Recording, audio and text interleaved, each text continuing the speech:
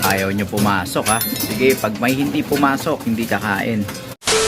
Dito muna tayo sa ating breederan at narito yung ating mga breeders. Yan, nakahiwalay sila dahil nga hindi natin sila ginagamit sa pagkakataong ito. Pag hindi ako nagbe-breed, pinaghihiwalay ko sila para hindi tuloy-tuloy yung kanilang pangingitlog dahil makakasama yun sa kanilang kalusugan, lalo na dito sa hen. May itlog siya doon pero hindi yan fertile. Kumbaga parang naglabas lang siya ng itlog, mga kalapatids. Pero eventually tatanggalin natin yan. Ayaw lang natin na magtampo yung ating alaga. Pagka ganito nga hindi natin sila ginagamit, hindi natin sila pinababayaan. Pinapakain pa rin natin sila ng tama, angkop sa kanilang pangangailangan. So ayan, bibigay tayo sa kanila ng mayaman sa protina para nang sa ganon makabawi sila dun sa previous na pag-aanak nila at pagsusubo. And then pagkakailangan na natin silang gamitin sa mga susunod na pagkakataon, pagsasamahin na lang natin uli sila. Alright, so ayan, breeder mix na may halong pellets yung aking pinapakain sa aking mga breeders. Itong dalawang pares na to, anak nila yung nilipad natin ng mga nakaraan, yung nag-overall champion.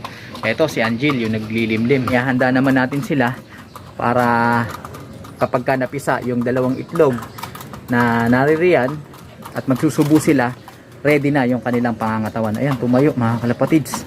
So pakakainin natin sila nito at habang tumutuka sila, titignan natin yung itlog, sisilipin natin kung may similya ba. Sana may similya mga kalapatids. Meanwhile, ayun mga kalapatids, habang tumutuka yung dalawang ibon natin doon, kaya sasamantalain natin pagkakataon, kinuha natin yung pugad nila para tignan natin, silipin yung kanilang mga itlog kung may similya. So kakailanganan natin tong flashlight na to para masipat natin yung itsura ng loob. So buksan na natin to, pasintabi sa silaw mga kalapatids. Ayan, then dahan-dahan natin kukunin to, maingat, then lalagay natin dito. Ayan mga kalapatids, kitang kita oh. Kita ba? Teka na, naharangan ng kamay ko. Ayan, ayan mga kalapatids oh. Fertile, may mga ugat-ugat. Ganyan ang itsura ng itlog na may similya o fertile. So okay to, goods tong isa. Dahan-dahan natin ibalik dito. Tapos yung isa naman, tingnan natin din. Ayan mga kalapatids, meron din. Akala ko wala kasi dun sa kabilang side wala. So siguro mas bata ito. Tignan na lang natin kung ano magiging resulta. Basta meron dito, ayan oh, ang daming ugat-ugat din. Medyo umaga kasi ngayon mga kalapatids, kaya maliwanag. Hindi ganong kita yung mga ugat-ugat, pero okay rin yan. So balik na natin to.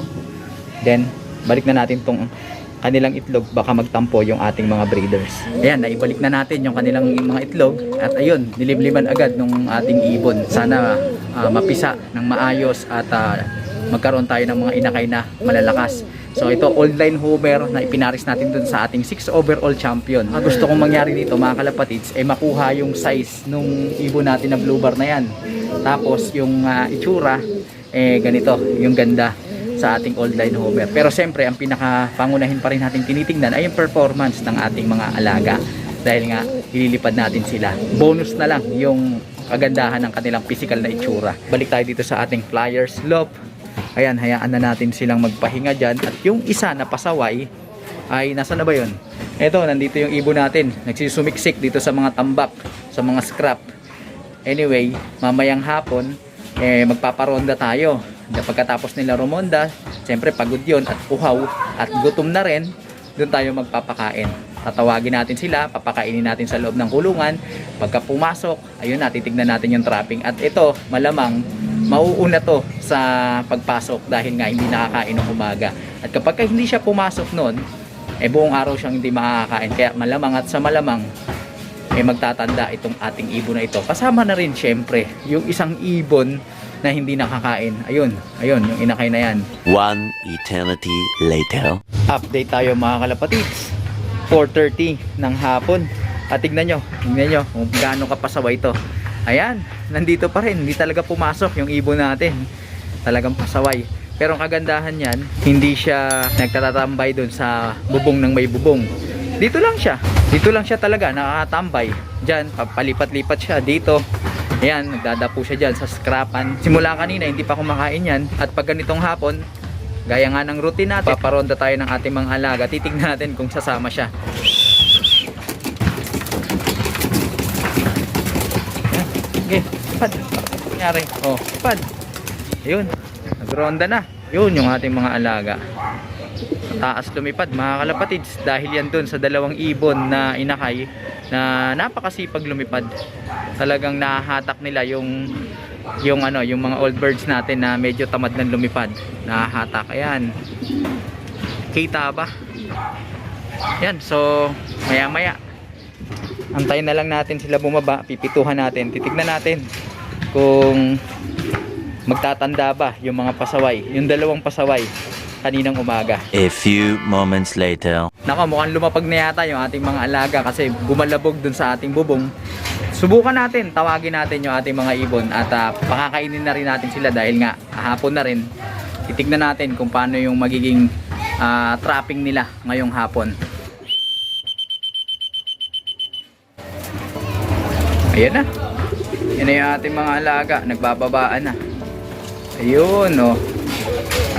Bali, 6 yan sila mga kalapatids. 3. Ayan, ayan. Kompleto na. So, tignan natin kung papasok na yung ating mga alaga. Ayan. Sisiksika na sila dun sa trapdoor. Ayan. Pasok na mga kalapatids. Ito yung isa, yung ayaw pumasok kanina. Tapos ito yung isa, hindi, ito yung isang ibon natin.